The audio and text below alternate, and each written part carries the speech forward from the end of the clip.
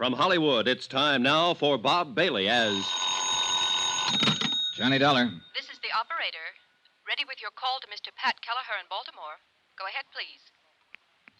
Hello? Hello, Pat. I got your wire. What's all this? What happened? We're still trying to find out. The man calling himself Frank Bowers was killed an hour ago. George Hanley, one of the operatives I had watching him, was killed, too. We've got a vague description of the killer. Are you all right? Yeah, but I'm going to be tied up with the police here. Well, you need money for bail or anything like that, just draw a draft on the company. I'll confirm it. Thanks, Pat. Too bad about your friend. Yeah, he was a good guy.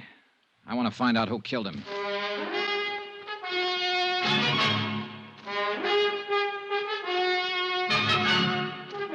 Tonight and every weekday night, Bob Bailey in the transcribed adventures of the man with the action-packed expense account, America's fabulous freelance insurance investigator... Yours truly, Johnny Dollar.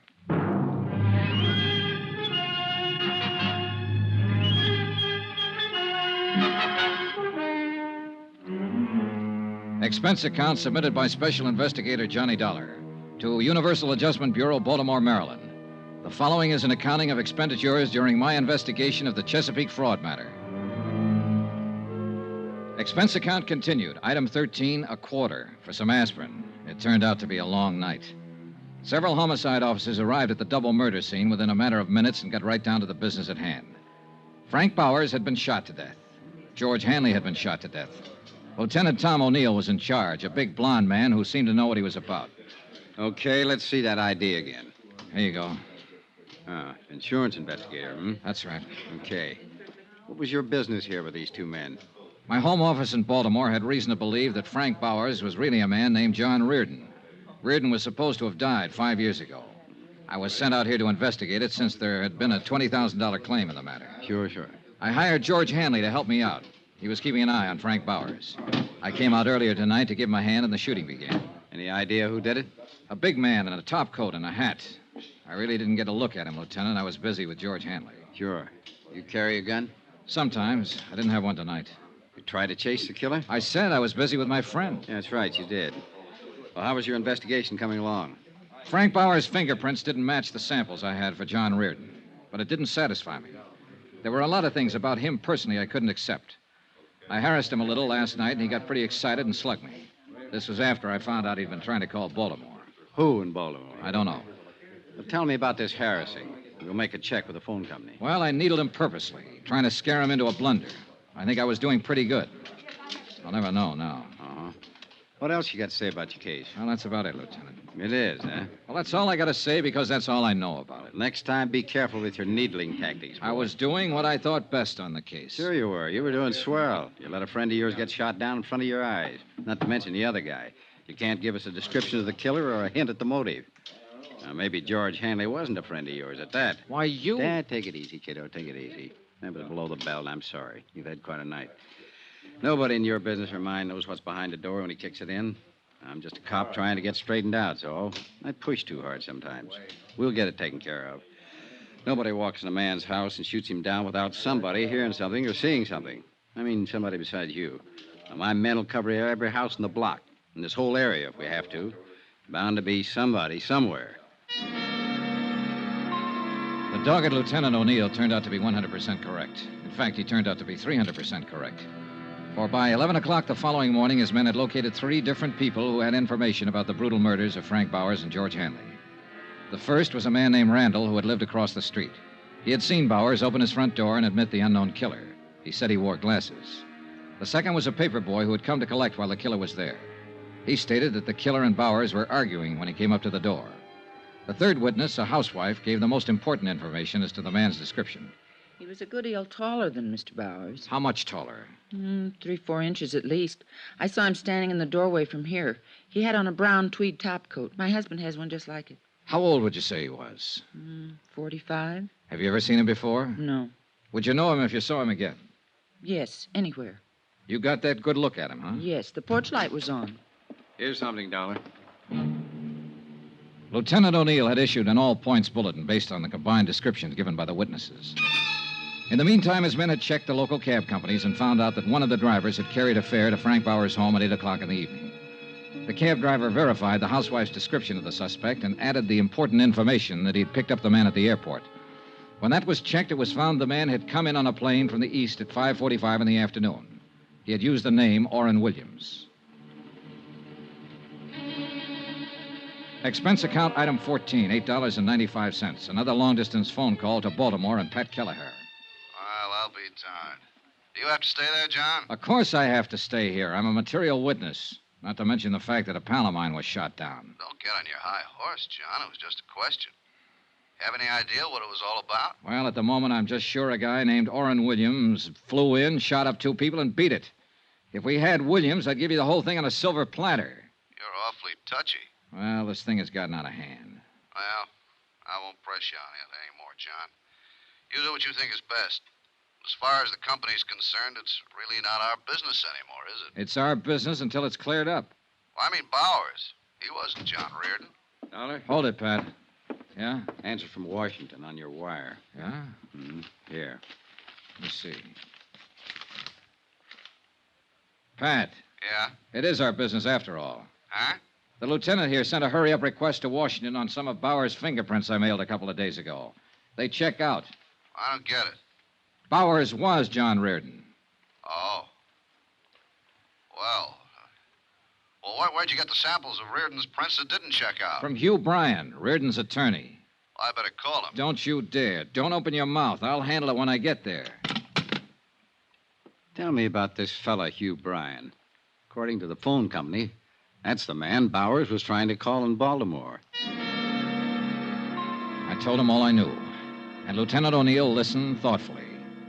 It became apparent from that point on, since Bowers' true identity had been established through Army records, that the bulk of the case could be concluded not in Denver, but in Baltimore. Expense account item 16, $216, plane fare and incidentals, Denver to Baltimore. I arrived at 10:15 in the evening, checked with the Baltimore police, who had been informed of the case by Tom O'Neill in Denver. At his request, they'd taken no action as yet. From the police station, I went directly to Hugh Bryan's residence.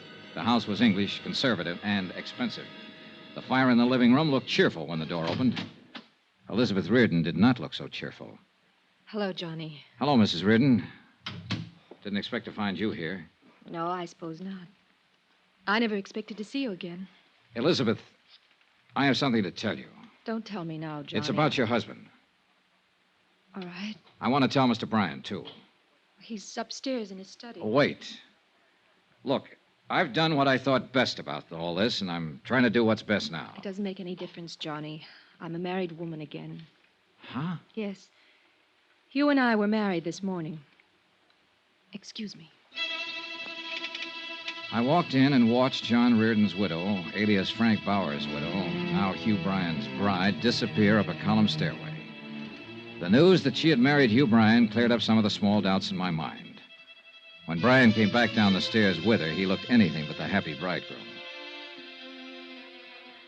Hello, Dollar. You're a late caller. Yeah, I'm sorry about that. Congratulations. Thank you.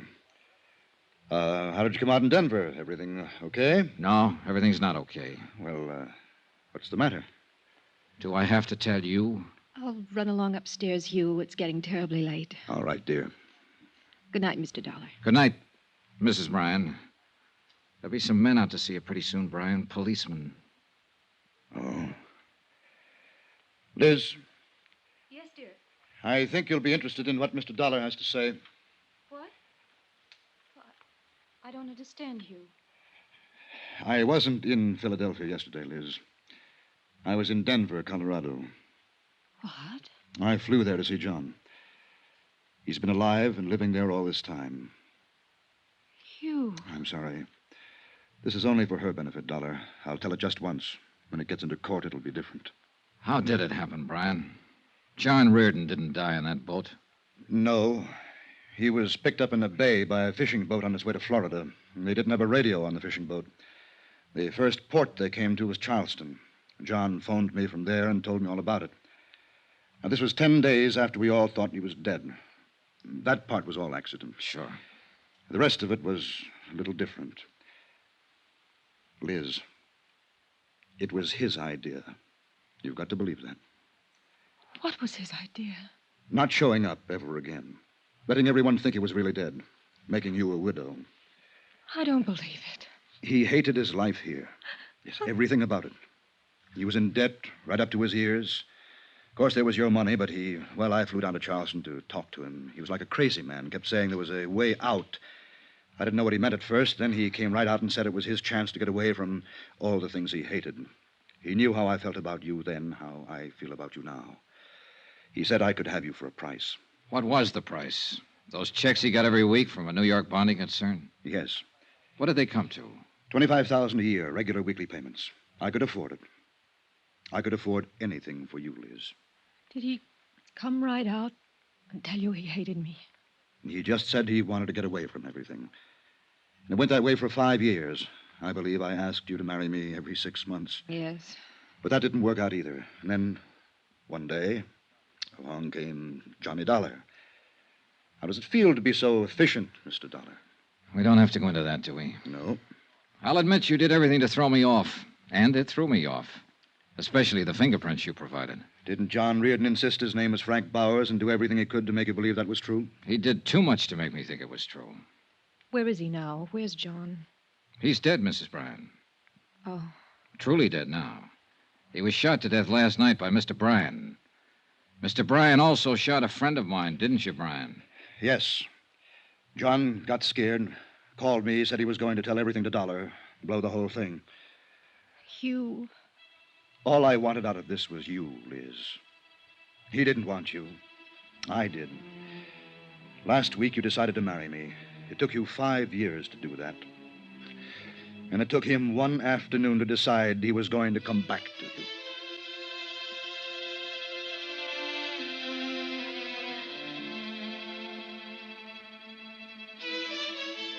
The proof that John Reardon's widow is guilty or not guilty of a fraudulent insurance claim is a matter for Eastern Fidelity to decide.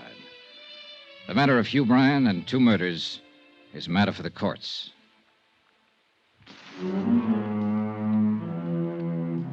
Expense account item 17, same as item 1, expenses from Baltimore to Hartford. Item 18, $89 even, car rentals, miscellaneous, etc. Expense account total, $1,124.98. Yours truly, Johnny Dollar.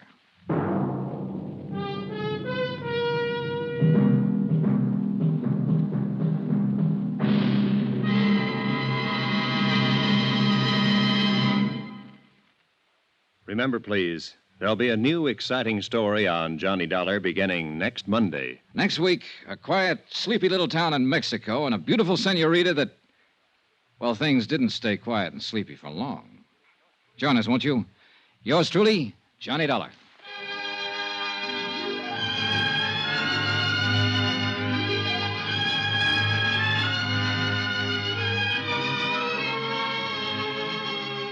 Yours truly, Johnny Dollar, starring Bob Bailey, is transcribed in Hollywood. Written by John Dawson, it is produced and directed by Jack Johnstone. Heard in this week's cast were Gene Bates, D.J. Thompson, Hy Averback, Will Wright, John Daner, Tony Barrett, Paul Dubov, and Forrest Lewis. Be sure to join us on Monday night, same time and station, for another exciting story of Yours truly, Johnny Dollar. Roy Rowan speaking.